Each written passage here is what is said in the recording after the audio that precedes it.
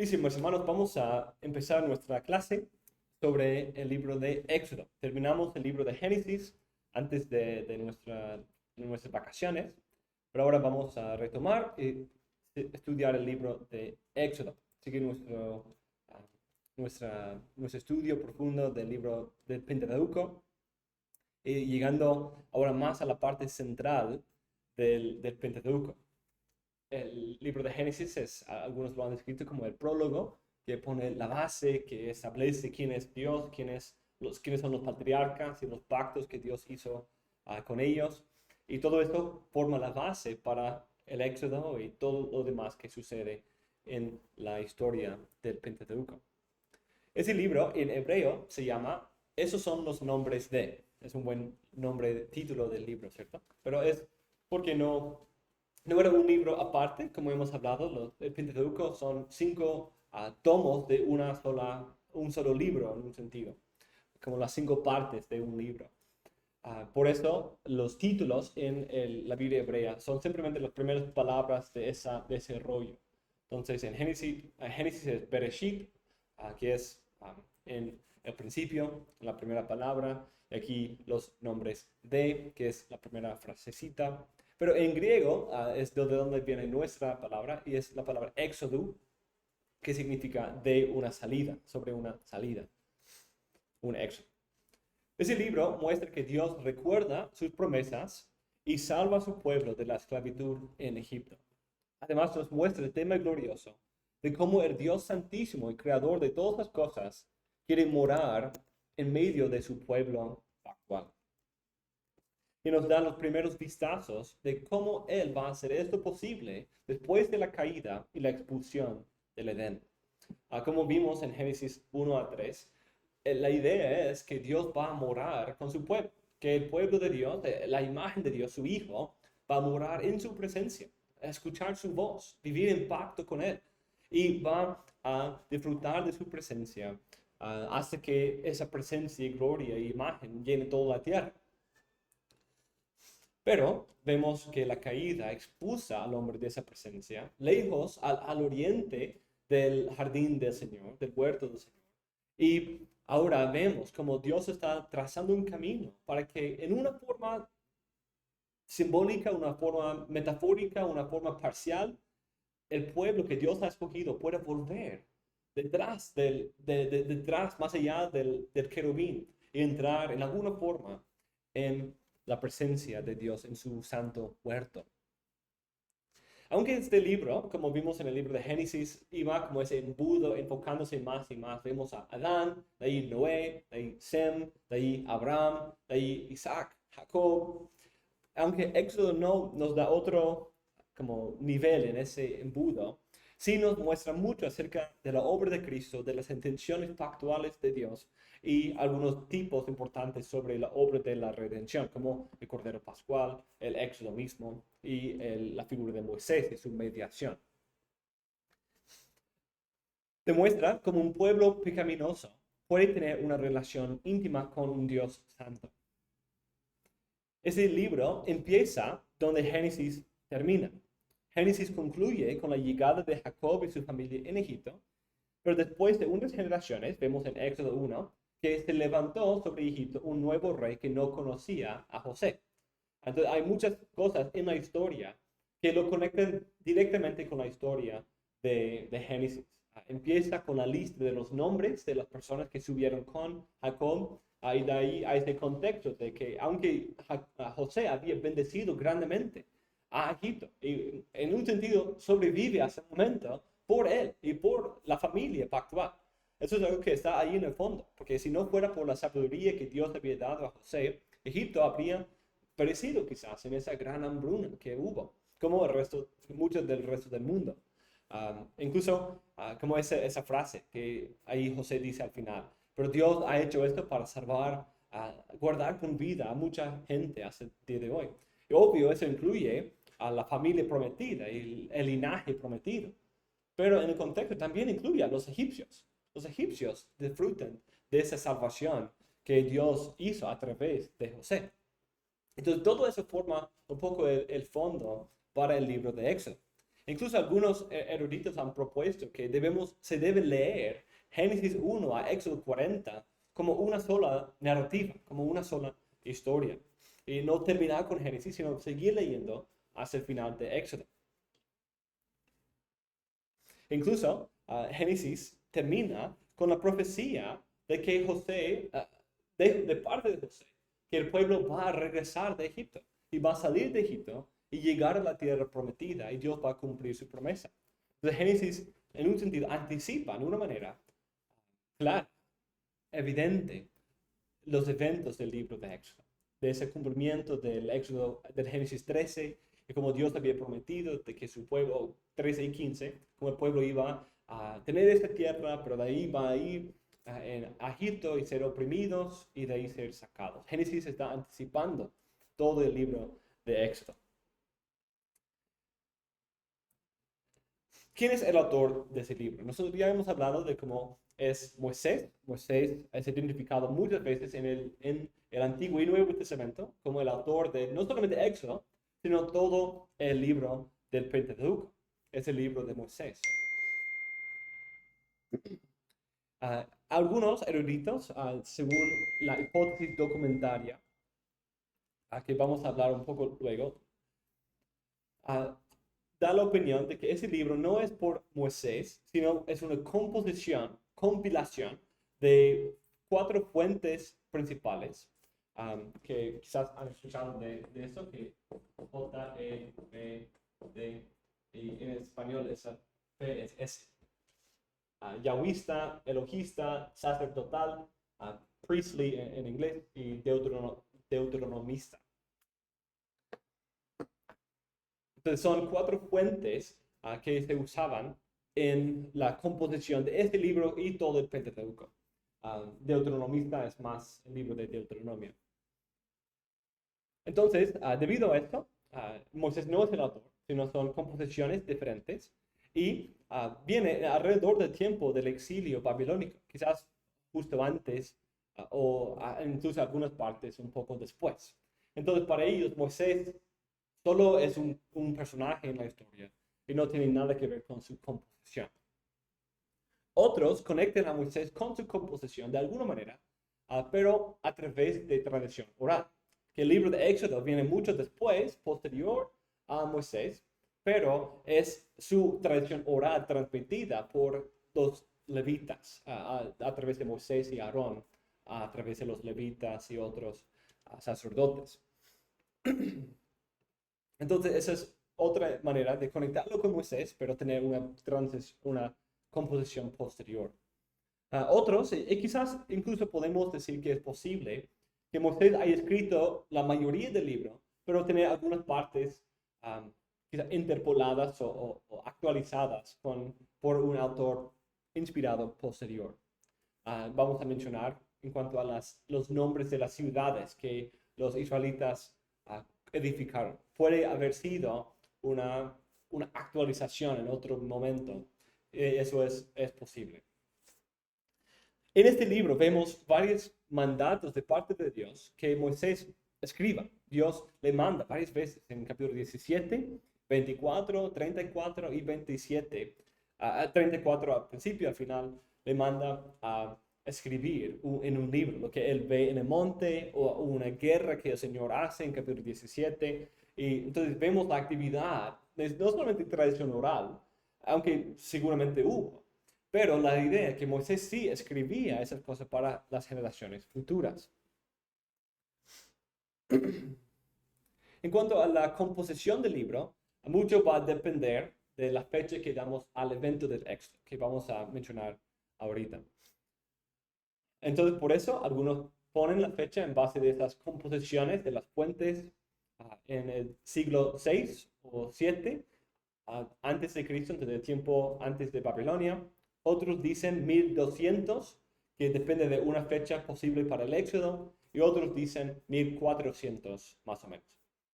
Esa es la fecha que yo le pondría, 1440 por ahí. El libro no es tan obviamente organizado como Génesis, que tiene esas marcas de los Toledot. Entonces no hay esa misma frase, pero hay algunos lugares clave. Hay el tiempo en Egipto, hay el viaje hacia Sinaí y el tiempo en Sinaí. Entonces, esos son los tres momentos clave. Tenemos el pueblo en Egipto, el pueblo en su viaje hacia Sinaí y el pueblo en Sinaí. Y de hecho, la mayor parte del libro pasa en Sinaí. Y eso es algo que nos va a señalar un punto clave para el Pentateuco y para el libro de Éxodo, que el monte Sinaí y lo que sucede ahí es algo clave para entender el libro del Pentateuco. Y ese tema clave de que Dios quiere morar con su pueblo. Y ahí en el apunte pueden ver un bosquejo del libro.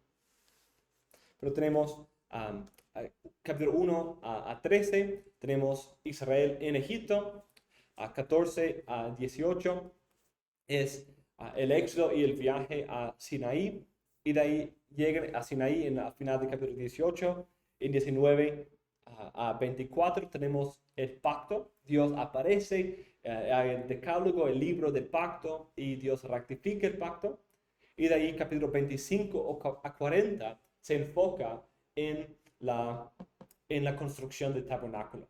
25 a 31 son los capítulos que se enfocan en las instrucciones para los varios elementos del tabernáculo.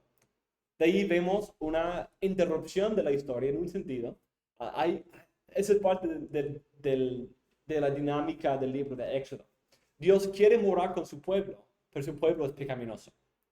Entonces Dios quiere morar, está con su pueblo y quiere bendecirles con su pacto, pero el pueblo es pecaminoso y rebela contra él. Y ahí vemos la instrucción para el tabernáculo y de ahí la construcción del tabernáculo al final, pero en medio que vemos el gran pecado del becerro de oro en 32 y a 34. Pero como Moisés, como mediador, preserva al pueblo e incluso preserva la oportunidad de que el pueblo pueda entrar a la presencia de Dios a través de su mediación.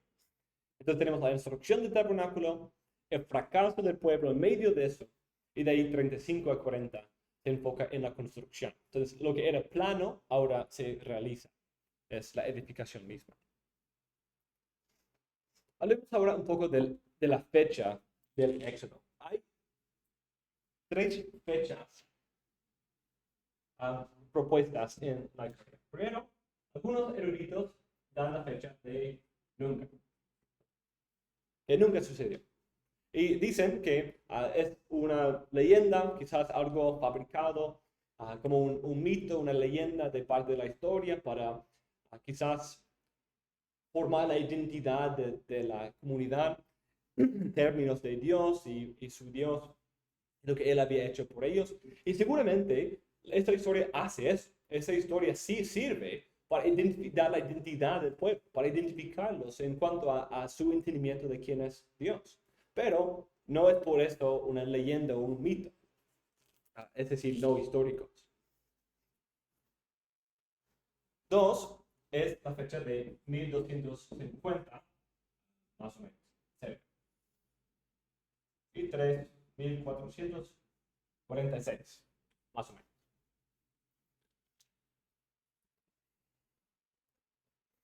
Esta fecha viene de una suposición que el faraón que servía aquí, que él era el rey faraón de Egipto, en este tiempo fue el Ramsés II, el gran faraón de Egipto, Ramsés II. Y hacen esa identificación en base de la identificación de la ciudad que Israel tenía que construir, Pitón y Ramsés. Pitón y Ramsés. Entonces, debido a que ellos están edificando la ciudad de como donde guardaban el grano y todo eso, era Ramsés, ellos piensan que esa era una ciudad nombrada en nombre de ese faraón Ramsés. Esa idea es esencial a su fecha. Es una suposición, en un sentido, esa suposición de que debido a que la ciudad se llamaba Ramsés, tiene que ser Ramsés II y así cambian, o esa idea es lo que afecta su interpretación de la otra evidencia.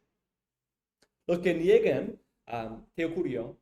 Son los que dicen nunca, no diría que son evangélicos, que eso creo que para mí es una negación de la inspiración de las escrituras y no una doctrina evangélica.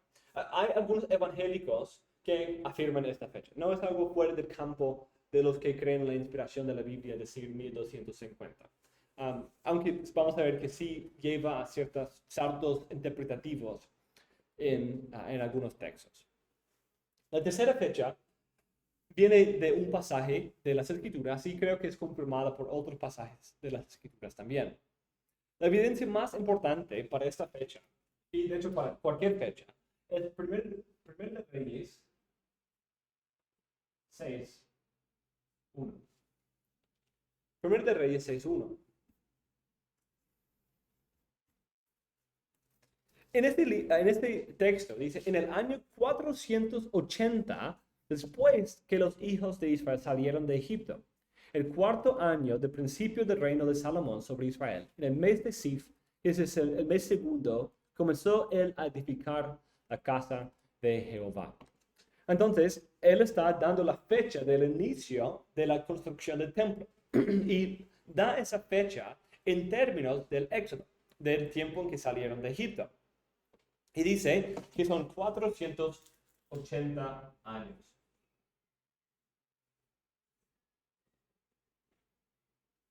$480.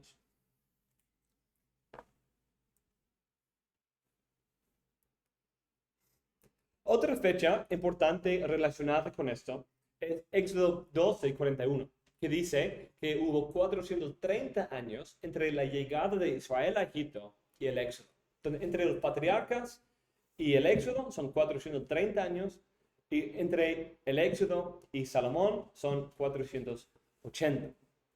Los proponentes de la fecha tardía, es decir, 1250, interpreten el pasaje de Primera de Reyes como un número simbólico o sistemático. Es decir, no es algo intencional, pero siendo que es un múltiplo de 40, un número que era importante, está refiriendo a 12 generaciones. Pero 12 por 40 son 480. Y si calculamos la generación promedia, no en 40 años, sino 40 representando una generación, que quizás puede ser unos 25 o 30 años. Por esto, ellos calculan que entre Salomón y el Éxodo fueron solo 300 años. Y si Salomón fundó el templo en el cuarto año de su reino, como dice el texto, entonces, y este año fue 966, que se puede determinar con bastante precisión debido a algunas cosas astrológicas que sucedieron, o astronómicas que sucedieron en ese tiempo, que se pueden detectar por el movimiento de la Tierra, las estrellas y todo lo demás. Entonces, hay algunas fechas ahí precisas que hemos podido determinar de 966. Entonces, si ahí reducimos y restamos 300 años de eso, de su calculación, llega a 1266. Entonces, alrededor de la fecha que ellos habían propuesto. La fecha de Éxodo 12, de hecho, por el otro lado, no comunica lo mismo, porque no es un múltiplo de 40, 430. No es algo que se pueda hacer en la misma clase de interpretación. Otro texto importante es el libro de Jueces 11, 25 y 26. Aquí es la historia de Jefté, el juez, quien da un discurso al rey de los amonitas. Los amonitas se quejaban de los israelitas cerca de su territorio, y él da un discurso diciendo, hemos estado aquí por 300 años. Dice, ¿eres tú ahora mejor en algo que Balac, hijo de Zippor, rey de Moab? ¿Tuvo él cuestión contra Israel o hizo guerra contra ellos? Cuando Israel ha estado habitando por 300 años a Hezbón y sus aldeas, a Aroer y sus aldeas, y todas las ciudades que están en el territorio de Arnón. ¿Por qué no las habéis recobrado en ese tiempo?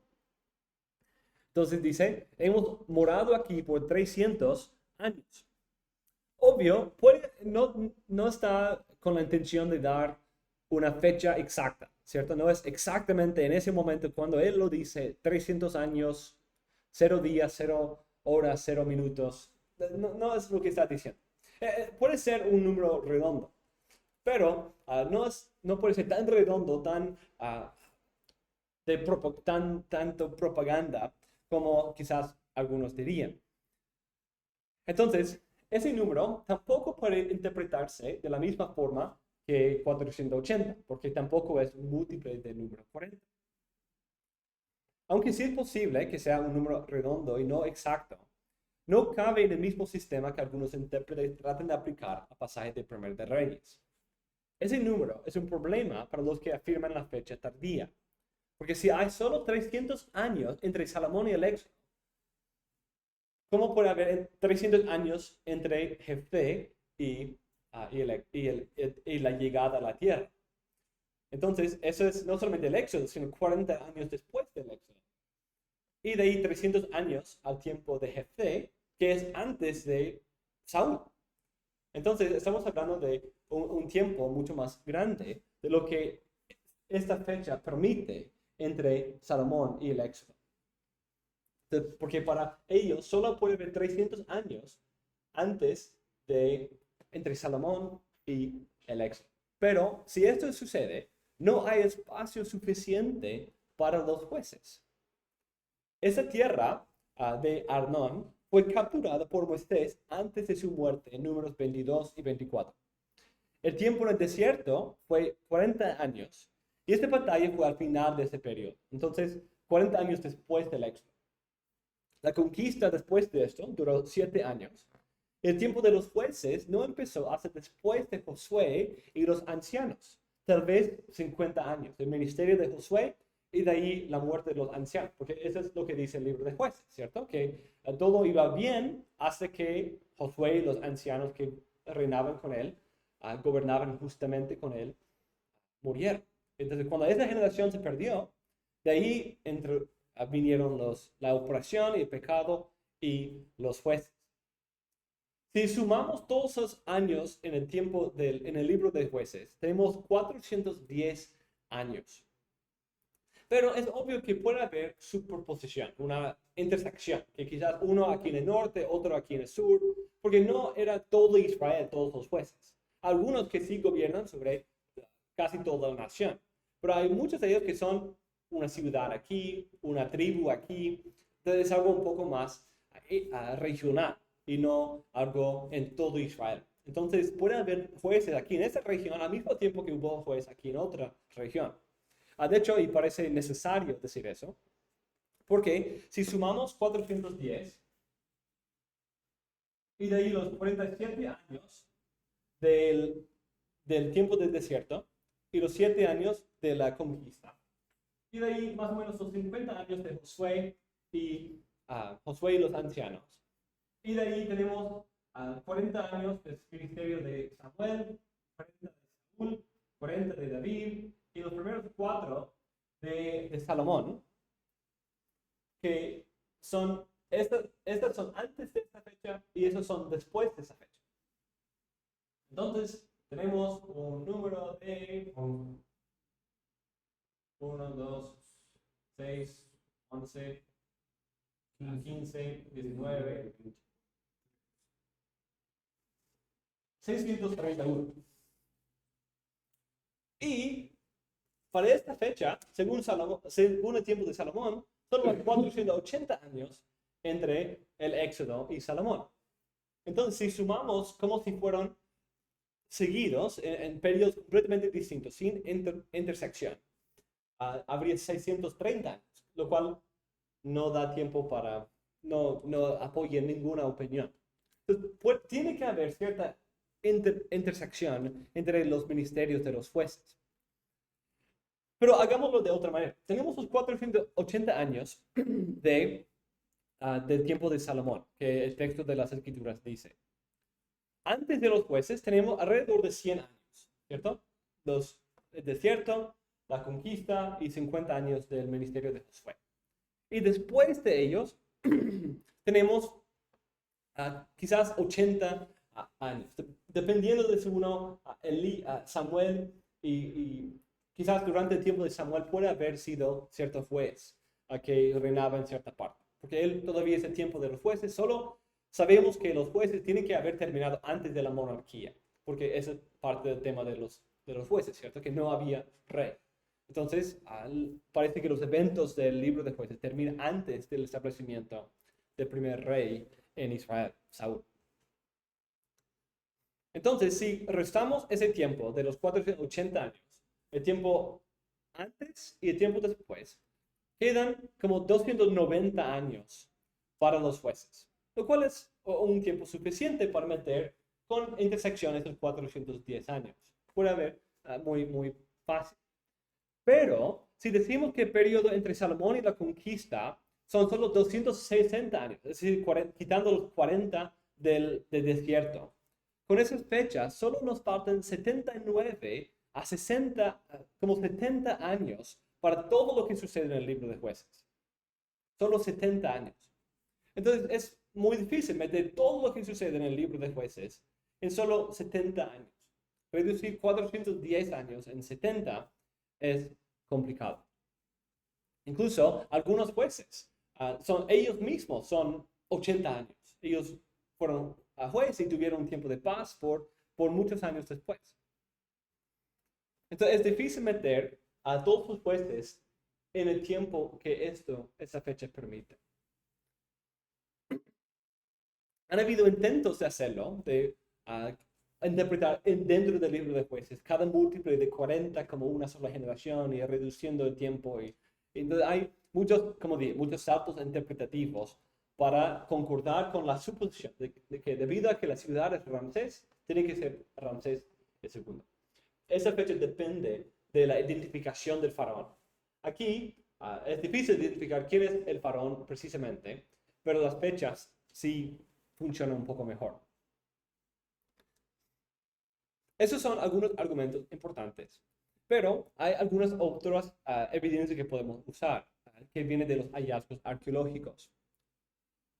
Parte clave de esto son los hallazgos arqueológicos en las ciudades de Jericó, Ai y Azor. Son 3 ciudades que en la conquista fueron no solamente tomadas, sino también fueron quemadas.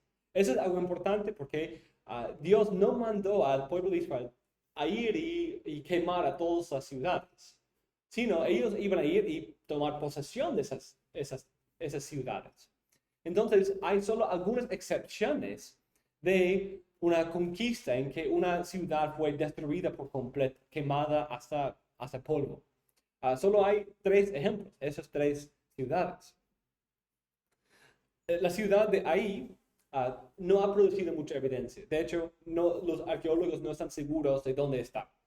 No hay una identificación precisa de cómo era. Entonces, no tenemos una fecha de eso. Pero los hallazgos de Jericó apoyan mucho la historia de la Biblia. La ciudad de Jericó que se ha identificado muestra mucha evidencia que concuerda con la historia bíblica. Un autor dice, la arqueología nos muestra, es decir, el descubrimiento de la ciudad de Jericó, nos muestra que había una ciudad bien fortificada, que el ataque, la destrucción ocurrió justo después de la cosecha, es decir, encontraron como cestas llenas de grano y todo eso, que indica que recién habían cosechado. Los habitantes no pudieron jugar o tomar provisiones y salir, era algo repentino, y fue algo repentino y corto, y que parte de las paredes de las murallas cayeron. El primer arqueólogo que fechó la destrucción fue John Garstang en la primera parte del siglo XX. Y él le dio una fecha de 1400, que concuerda perfectamente con esta fecha. Porque restando el tiempo del desierto, estamos en 1406. Otro arqueólogo que vino varios años después le dio a la muralla la fecha de 1500, lo cual de hecho no da ningún apoyo a ninguna de esas fechas. Era algo antes. Incluso para ella y otros, no, el éxodo y la historia de la conquista, como la Biblia lo relata, no es algo histórico. Pero muchos han criticado esa renovación o esa nueva fecha, diciendo que no había suficiente evidencia para cambiar la fecha dada anteriormente.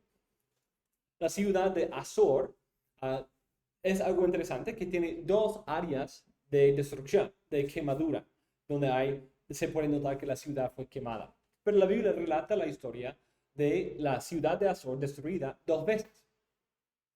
En la conquista inicial y luego en el libro de Jueces, capítulo 4 y 5. La ciudad de Azor tiene esas dos y puede ser que en 1400 con la conquista hubo la primera y 1230 donde se fecha la segunda etapa, el segundo nivel, es el libro de Jueces capítulo 4 y 5, que sí concuerda con las fechas que hemos hablado. Entonces, con todo eso, tenemos que hacer la pregunta, ¿qué significa el nombre Ramsés? ¿Qué significa esa ciudad? La suposición de los que afirman la fecha tardía es que la ciudad fue nombrada por Ramsés II, el faraón más significativo de la historia de Egipto. Pero su reino fue 170 años después de la fecha dada en la Biblia para el Éxodo. Entonces hay dos opciones para explicar el uso de este nombre. Uno, el nombre Ramsés no empezó con él. No, él no fue el primero en usar ese nombre. De hecho, él es el segundo. Pero incluso no es el segundo tampoco. Porque ese nombre hay evidencia de él en muchas generaciones anteriores de los Ixos, que era un grupo que reinaba alrededor del tiempo de José y después, antes de la venida del rey que no conocía a José. Entonces, puede ser eso, que ya era parte de la cultura, del lenguaje de otros reyes quizás que usaban ese nombre. Entonces, no tiene que ser a nombre de él, sino a nombre de otro Ramsés anterior. En segundo lugar, puede ser el uso de un ejemplo de un anacronismo, cuando un autor posterior inspirado actualiza porque el nombre de la ciudad cambió y para que su generación pudiera identificar la ciudad, lo cambia a su nombre presente en sus días para que se comunique bien a su propia generación. Otra opción posible que podemos agregar a eso es que hay parte del problema de Egipto es que no tenemos muchas fechas precisas. Tenemos algunos periodos que tienen buena evidencia de escrituras, de arqueología, de las murallas con los símbolos y todo eso. Hay mucha evidencia de ciertos periodos. Pero también en todos esos periodos, entre esos periodos, hay momentos oscuros en que no hay casi nada de evidencia. Entonces, a veces hay cierta dificultad en determinar cuántos años pasaron entre varias de las dinastías. Hay algunas dinastías que son muy oscuras y no hay mucha información sobre el tiempo que duraron. Entonces, debido a eso, algunos eruditos han propuesto ciertos cambios en la cronología de Egipto, que debido a esos tiempos oscuros puede haber sido más cortos, más largos. Entonces, cambiando un poco, algunos han incluso afirmado que Ramsés sí fue, pero Ramsés quizás debe darle una fecha anterior.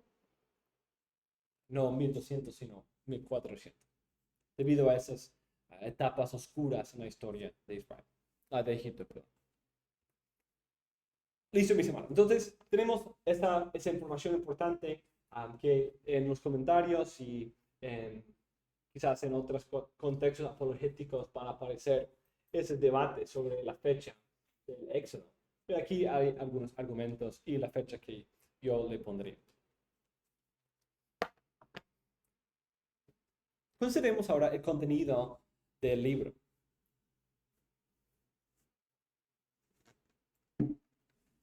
En capítulo 1 encontramos al pueblo de Israel en Egipto. Pero un problema. Ellos, su familia y sus contribuciones a la vida y prosperidad de Egipto se habían olvidado. Ahora el nuevo faraón se ha olvidado de José y todo lo que él hizo para Egipto y empieza a oprimir a los israelitas y busca destruirlos por completo, de hecho.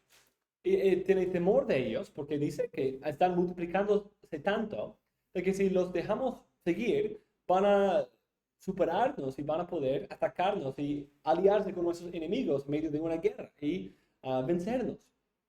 Entonces empieza a oprimirlos, busca esclavizarlos y hacerles trabajar en sus obras públicas de construcción. E incluso toma una medida aún más severa en que manda a matar a los hijos varones de los hebreos. Pero Dios, en su soberanía, a través de la valentía de las parteras y de la familia de Moisés, no quisieron matar la vida de su bebé. Algo interesante en nuestros días, ¿cierto? Que esa manera que priorizaron y valoraban la vida de los bebés, y todo eso tiene su contexto en las promesas de la simiente, ¿cierto? Que aquí debemos ver un ataque directo a la promesa de la simiente. Están atacando la simiente prometida. Pero vemos la valentía de algunas mujeres para preservar la vida de esta simiente. Es algo interesante, ¿cierto? Tenemos el último de la guerra entre la serpiente y la mujer y su simiente. Y ese niño es salvado a través de las aguas del Nilo en un arca. Algo interesante. Y es encontrado por la hija de Faraón y criado en su casa. Pero no permanece en la casa de Faraón, sino escogiendo antes ser maltratado con el pueblo de Dios que gozar de los deleites temporales del pecado, teniendo por mayores riquezas el vituperio de Cristo que los tesoros de los egipcios, porque tenía puesta la mirada en el galardón. Moisés se va de Egipto a Madián, y conocemos un poco el contexto de eso, en que él había sido escogido por Dios para ser líder, pero como muchos antes de él, busca tomar eso por su propia fuerza. Ese es un patrón consistente. Dios le da una promesa a Abraham, ¿cierto? Que él va a tener una simiente. Entonces él y su esposa hacen un complot para lograr esa promesa con su propia fuerza. Jacob, él había recibido la promesa de que él iba a recibir la bendición. Entonces él busca hacerlo con su propia fuerza, a través de engaños y tratando de engañar a su propio padre. Entonces ese es un patrón consistente. Y Moisés hace lo mismo. Moisés también va a salvar al pueblo, pero lo va a hacer a través de la misma violencia que ellos están sufriendo. Y él por eso es encontrado en este pecado y tiene que fugar a Madián. Pero ahí está pastoreando un rebaño y ve a Jehová en el fuego de la zarza. Esto es algo que empieza un patrón importante en el libro de Éxodo y el resto del Pentateuco. La apariencia de Dios en el fuego. Porque ¿qué sigue y qué guía al pueblo de Israel? Un fuego, ¿cierto? Una columna de fuego. ¿Y que se ve en el monte Sinaí? Fuego, ¿cierto? Un fuego, el fuego de Dios. ¿Y cómo habla de Dios? Dios es el fuego consumidor en medio del libro de Éxodo. Entonces, el fuego llega a ser un símbolo importante para la teofanía, para la presencia de Dios. Incluso hay algo de ese simbolismo en los sacrificios. Dios mismo viniendo, consumiendo en su fuego, en su presencia a los sacrificios. Entonces, el recibir los sacrificios con fuego era algo que simbolizaba la presencia de Dios en su tabernáculo y con su pueblo. Pero todo eso empieza aquí con el fuego en la zarza. En este pasaje encontramos la declaración gloriosa del nombre de Jehová, el nombre de Jehová, el tetragramatón. Jehová dice que Moisés vaya y salve a su pueblo, pero Moisés va a dar algunas excusas. Entonces, antes de seguir, quiero mencionar algunas cosas aquí. Primero, el libro de Éxodo enfatiza la revelación de la gloria de Dios, del nombre de Dios. Hay muchas cosas a lo largo del libro que están manifestándonos quién es Dios. El Éxodo, más que solo la redención del pueblo, es la proclamación de la gloria de quién es Dios. Y eso es importante porque esa realidad de quién es Dios fundamenta toda la fe y vida del pueblo de Israel, ¿cierto? ¿Cuál es el prólogo del Decálogo? ¿Cuál es el prólogo del Decálogo? Yo soy el Señor, su Dios, que los rescaté de la casa de servidumbre en Egipto. Entonces, todo eso, esa revelación de su gloria, su poder, su fidelidad pactual, es la base para su obediencia, la base para su vida, la base para su entrada a la presencia de Dios. Entonces, todo eso es clave para entender la historia. Dios está dándose a conocer, dándose a conocer. Incluso hay otros momentos claves en que, por ejemplo, Faraón, que pregunta, ¿quién es este Jehová que le escucho y que le dejo ir a su hijo?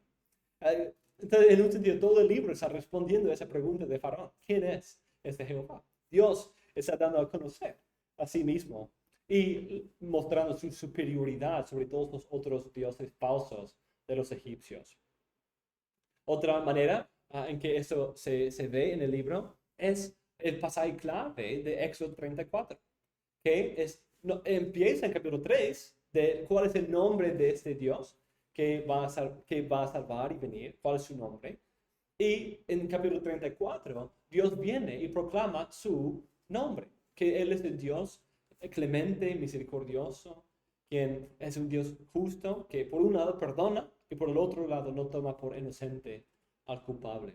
Cuando Dios manifiesta su gloria a Moisés en Éxodo 34, 6 a 7.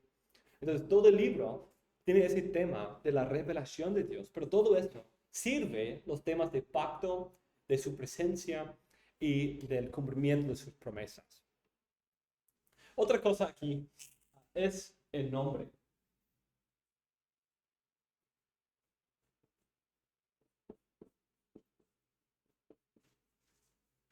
Hay debate, no quiero meterme mucho en el debate sobre si Abraham conocía ese nombre o quizás Dios está dando una manifestación más clara de lo que significa ese. Hay un debate sobre qué significa que los padres no conocían ese nombre. Porque en Génesis, por lo menos, Moisés sí habla de Jehová, la misma palabra, antes de su apariencia en esta palabra. Entonces, por lo menos textualmente, no solo vemos a Jehová en el libro de Éxodo y después. Textualmente vemos a Jehová desde el principio. Entonces, si eso es algo solo una técnica de parte de Moisés, poner el nombre de Jehová antes de este evento, o si eso quiere decir algo un poco más, algo diferente, hay ciertos debates sobre eso. Pero solo quiero señalar que ayer estaba viendo, hay un amigo, un pastor bien, bien intencionado, que es amigo de la familia de Ariel, que muchas veces sale en Facebook con cosas diciendo que decimos a veces Yahvé aquí, ¿cierto? Yahvé o Jehová, y dice que Yahvé es como el nombre de un dios pagano y que Jehová es lo que realmente es. Pero el problema es esto. Ah,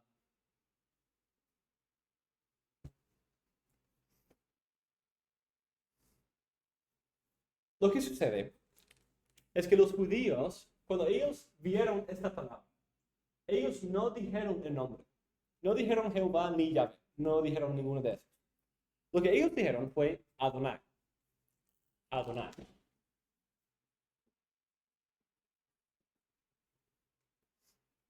Adonai. Entonces, cuando ellos vieron esa palabra, ellos dijeron otra palabra, mi Señor. Adonai. Y lo que esa palabra es, y lo que aparece en el texto es las consonantes de Jehová, del tetragramatón. Yod, He, Waw, He. Hay eso, pero con las vocales de Adonai.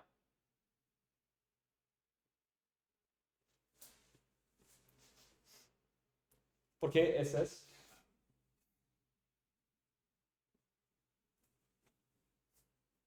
Entonces, con las vocales de esta palabra.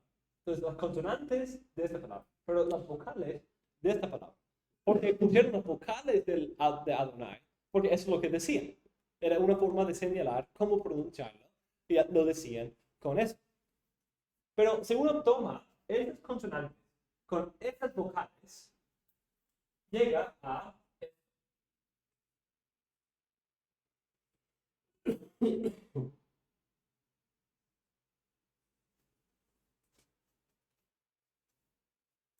Yehová. Pero otro detalle. Los primeros que hacían estudios sobre el hebreo y lo transliteraban fueron los alemanes. Y los alemanes ponen esto.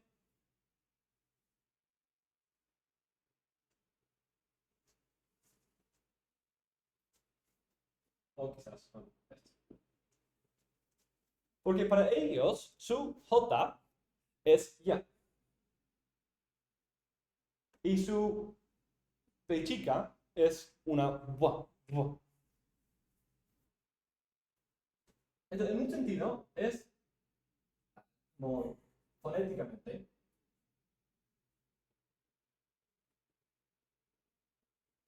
Jehová. Pero, tomando la forma en que se escribe en alemán, que se pronuncia así, pero de ahí se ha cambiado a pronunciarse como en inglés o en español, y es Jehová. Jehová. Y en inglés, Jehová es aún menos cerca del original. ¿Cómo esta palabra realmente se pronunciaba?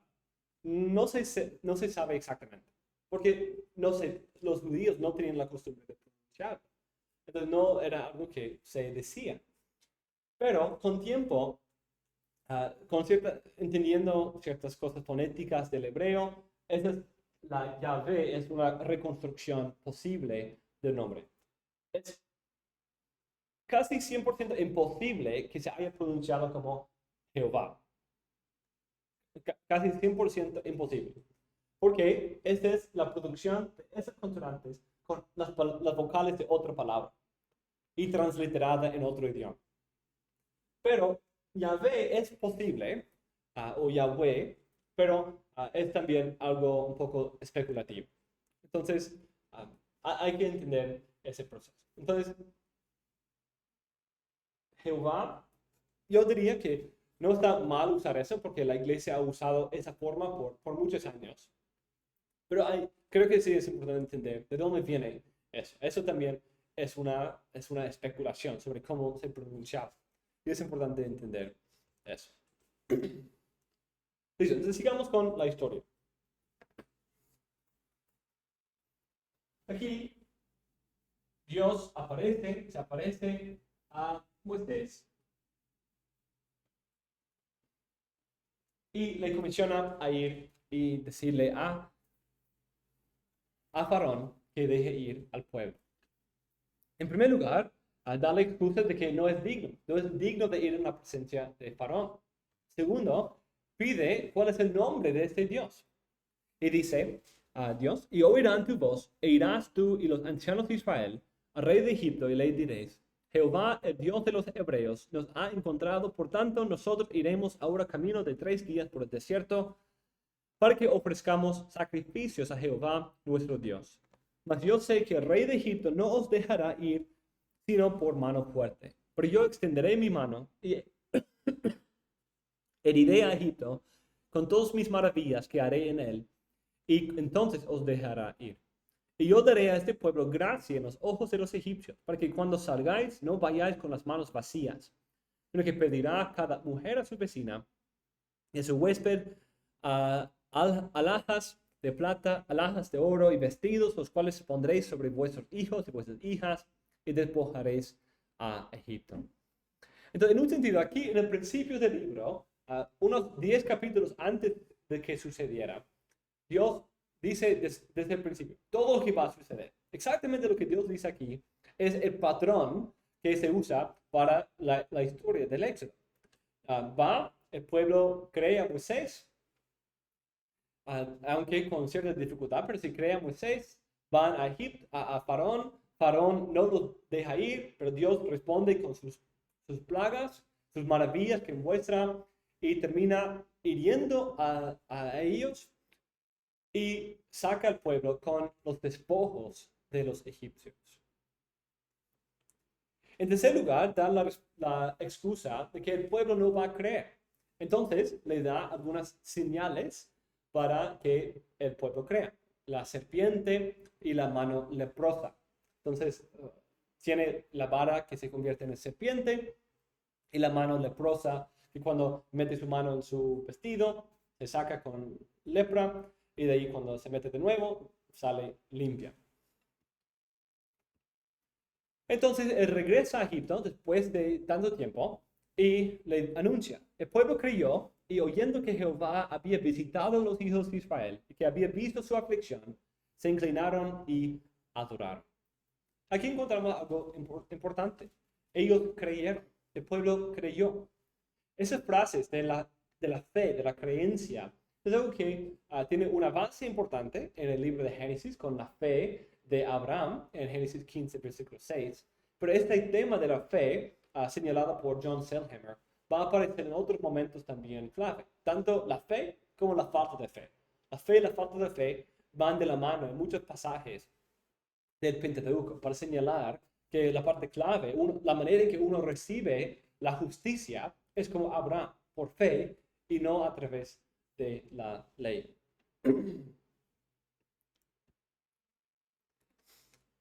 Cuando va delante de Faraón, la gente recibe opresión.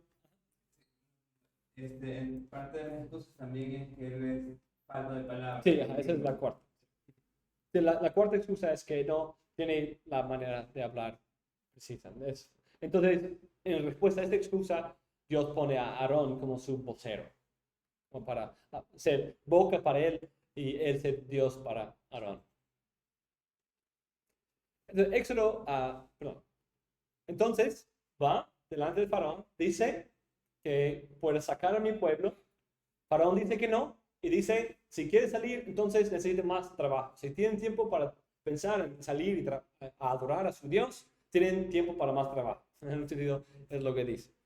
Entonces le oprimen más y el pueblo se desanima, pero Dios viene y le da la certeza. Dios da dos razones por las cuales va a salvar a su gente. Recuerda la promesa que hizo Abraham, Isaac y Jacob y escuche los clamores de su pueblo. Entonces, esos son dos temas clave a lo largo del libro de Génesis. Que Dios recuerda, hace sus pactos y recuerda su pacto con Abraham, Isaac y Jacob y que Él escuche los clamores de los oprimidos. Vemos eso en Agar, la esclava egipcia, que clama al Señor y el Señor la ve, y la escucha y la bendice. Y luego cuando los clamores del justo de Sodoma y Gomorra entraron delante del Señor y el Señor visitó para ver la maldad de la ciudad y poder rescatar a ese justo Lot que había clamado al Señor, y algunos otros momentos también, como él vio la aflicción de Jacob o de Raquel y otros. En capítulos 7 a 12 encontramos la historia de las 10 plagas.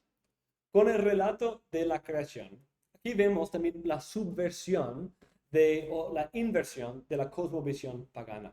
Todo lo que ellos creían acerca de sus dioses, del Nilo y todo lo demás, Dios en un sentido está socavando toda su confianza en esas cosas. Dios está mostrando que Él es el Señor quien reina sobre todos los cielos y la tierra. Un autor, Grisanti, destaca algo muy interesante con referencia a las palabras de 5, versículo 2. Dice, y Faraón respondió, ¿quién es Jehová para que yo oiga su voz y deje ir a Israel?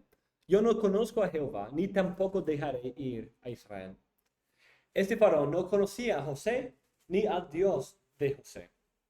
Y dice, no conocí nada de Jehová que lo convenciera a permitir que los hebreos tuvieran este peregrinaje religioso. Jehová se introduce, se presenta al faraón egipcio y a su pueblo por medio de las 10 plagas. Como dije, a través de las plagas, Dios está dándose a conocer como el Dios quien controla todas las cosas. El Dios quien es el Dios verdadero. Cuando los egipcios adoraban al Nilo, adoraban al faraón mismo y muchos otros detalles ahí, Dios está mostrando que Él es el Dios verdadero. Muchos de los egipcios y del contexto cultural veían los fenómenos naturales como señales de parte de los dioses, presagios y otras comunicaciones de parte de los dioses. Pero por esas plagas, Dios manifiesta que Él es el único y el verdadero quien gobierna todas esas cosas, y no los dioses falsos. El faraón de Egipto también reinaba por los dioses. Era, en un sentido, la imagen de los dioses en su reino. Y las plagas son una negación de esa autoridad divina de Faraón. Y diciendo que no él, sino Moisés, en un sentido, tiene esa autoridad.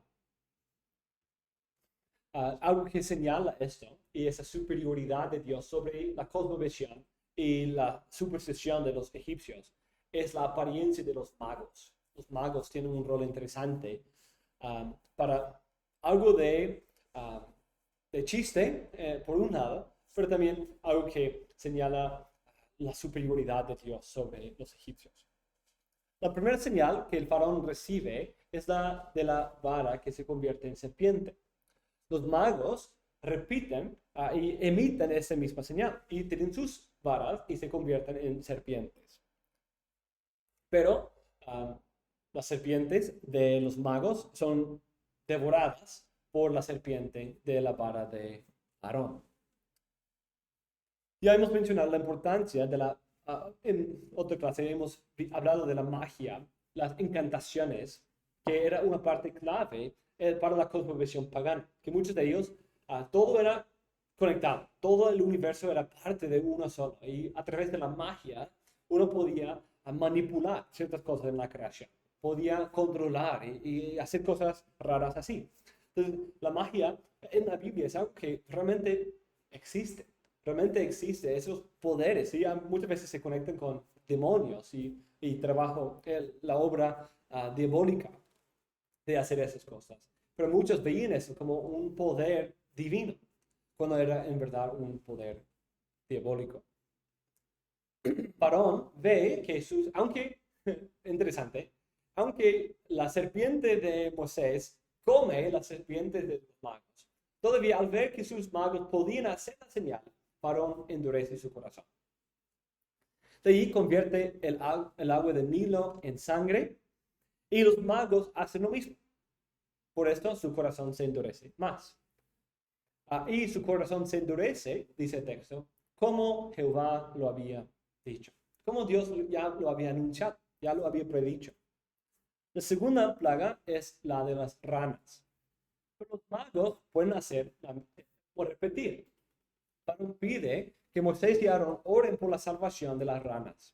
Y es interesante que aunque los magos habían mostrado su poder de poder realizar esta misma plaga, Faraón no va a ellos, y quizás incluso va a ellos y pide que ellos quiten la plaga, pero no lo pudieron. Entonces va delante de Moisés y pide que él interceda por Egipto, para que se quite la plaga.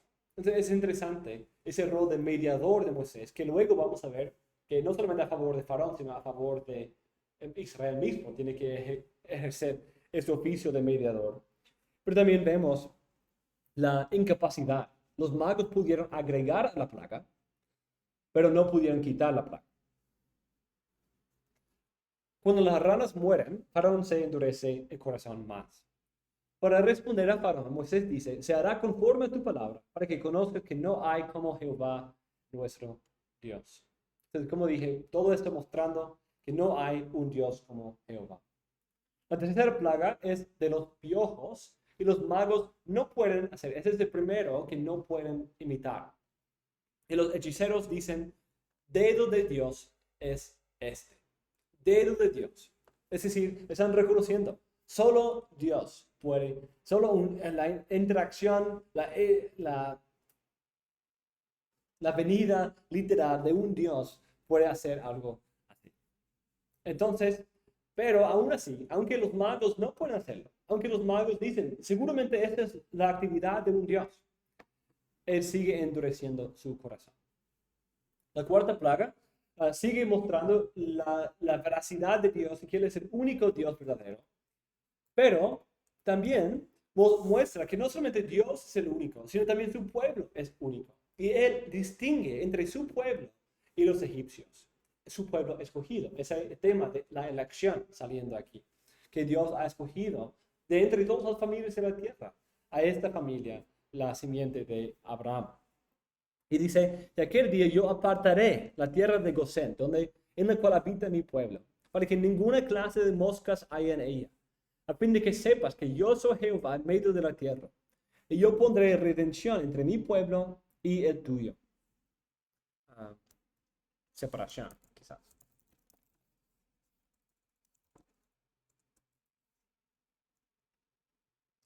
Mañana será esa señal, y la plaga de las moscas viene, pero todavía endurece el corazón. La quinta plaga es la plaga sobre todas las bestias de Egipto. Dios mantiene la distinción entre Israel y Egipto y sus animales no sufren. La sexta fue la plaga de las úlceras sobre los hombres y las bestias. Y los hechiceros no podían estar delante de Moisés a causa de sarpullido, porque hubo sarpullido en los hechiceros y en todos los egipcios. Pero Jehová endureció el corazón de Faraón y no los oyó, como Jehová lo había dicho a Moisés. Entonces vemos al principio los magos piensan que están ahí como al nivel de Moisés y Aarón, pero poco a poco van humillándose, van reconociendo que no son nada en comparación con el Dios de Moisés. Y aquí ni pueden entrar en su presencia por la plaga que Dios había puesto sobre ellos. En la séptima plaga, del granizo, encontramos el propósito de Dios detrás de todo esto. Y dice, porque yo enviaré esta vez todas mis plagas a tu corazón, sobre tus siervos y sobre tu pueblo, para que entiendas que no hay otro como yo en toda la tierra. Porque ahora yo extenderé mi mano para herirte a ti y a tu pueblo de la plaga. Y serás quitado de la tierra. Y a la verdad yo te he puesto para mostrar en ti mi poder y para que mi nombre sea anunciado en toda la tierra. ¿Todavía te ensorbeces contra mi pueblo para no dejarlos ir? Y le respondió Moisés, tan pronto salga yo de la ciudad, extenderé mis manos a Jehová, y los truenos cesarán y no habrá más granizo, para que sepas que de Jehová es la tierra. Pero yo sé que ni tú ni tus siervos temeréis todavía la presencia de Jehová Dios. Entonces, vemos en esto como Dios reina, Dios controla, Dios es el único verdadero, Dios es digno de temor, Dios es digno de alabanza. Vemos en esto la revelación del poder de Dios, del dominio de Dios, la soberanía de Dios, la sabiduría de Dios, la fidelidad de Dios, que Él cumple todo conforme a su consejo, ¿cierto? Él lo había anunciado de antemano y lo cumple vez tras vez perfectamente conforme a lo que Él había dicho. Todo eso está revelándonos quién es Dios. La octava plaga viene con las langostas y la novena es de la oscuridad. Sigue manifestando su propia naturaleza, su gloria, y sigue mostrando la distinción de su amor de elección que Él ha fijado en su pueblo. Y dice en el capítulo 11, pero contra todos los hijos de Israel, desde el hombre hasta la bestia, ni un perro moverá su lengua, para que sepáis que Jehová hace diferencia entre los egipcios y los israelitas. Y Jehová dijo a Moisés, Faraón no os oirá, para que mis maravillas se multipliquen en la tierra de Egipto. Y Moisés y Aarón hicieron todos esos prodigios delante de Faraón, pues Jehová había endurecido el corazón de Faraón y no envió a los hijos de Israel fuera de su país. Entonces, para resumir esto, vemos las primeras 9 plagas. Vamos a tomar un receso aquí y de ahí a seguir, pero vemos las 9 primeras plagas. La sangre, las ranas y los piojos, las moscas, las plagas de las muertes de las bestias y las úlceras. 7, el granizo, las langostas y la oscuridad. Ahora, es importante notar aquí, ese lenguaje, esas imágenes, están formando una base para patrones literarios que otros pasajes pueden utilizar. Como estamos hablando, la Biblia muchas veces establece patrones que luego se repiten en otra parte. Como mencioné, la salvación de Moisés a través de un arca en medio de las aguas. Es algo que sigue cierto patrón del Éxodo. También un patrón de Moisés buscando lograr la grandeza, lograr la bendición, salvar al pueblo a través de sus propias maquinaciones, sus propios pecados, como Jacob, como Abraham, como Isaac, como todos los demás en la historia, como Adán y Eva. buscando lograr la sabiduría y ser como Dios de una manera pecaminosa. Es un patrón consistente. Esos patrones son importantes de notar. Pero esas historias también, esas plagas, también sirven como patrones y imágenes que otros pasajes pueden usar para describir la idea de la ira de Dios, la maldición pactual, como en el libro de Joel. Como, no sé si estaban aquí todavía para el estudio de Joel, pero en el libro de Joel hay un uso de la langosta. La langosta es una imagen clave para describir cómo Dios castiga al pueblo de Israel. Y lo clave es que el libro enfatiza que algo así nunca ha pasado en la historia de Israel. Ellos nunca han sufrido algo así. Pero en la memoria de Israel debe venir a la mente, pues sí hubo una plaga de langostas como esta. Aunque nosotros no la sufrimos, sí sabemos de alguien que la sufrió. Y fue Egipto, nuestro gran enemigo. Entonces, nuestro gran opresor. Entonces, eso es algo que debe servir de manera retórica para ver lo que Egipto sufrió aquí. Israel mismo, el pueblo de Dios, está sufriendo aquí por su desobediencia. Ellos se habían endurecido el corazón como Faraón. Entonces, ellos se presentan como un nuevo Egipto, luego recibiendo la maldición del pacto sobre ellos en la forma de la plaga de la cosa. Entonces, ese es solo un ejemplo. Hay otros que aparecen en otros momentos, como la oscuridad también es uno que aparece mucho. E incluso aparece también en el libro de Joel. Pero notar esos patrones es algo que puede ayudar en ciertos libros proféticos que van a utilizar ese lenguaje. Entonces, consideraremos la Pascua y la última plaga y de ahí el resto del libro en la próxima clase.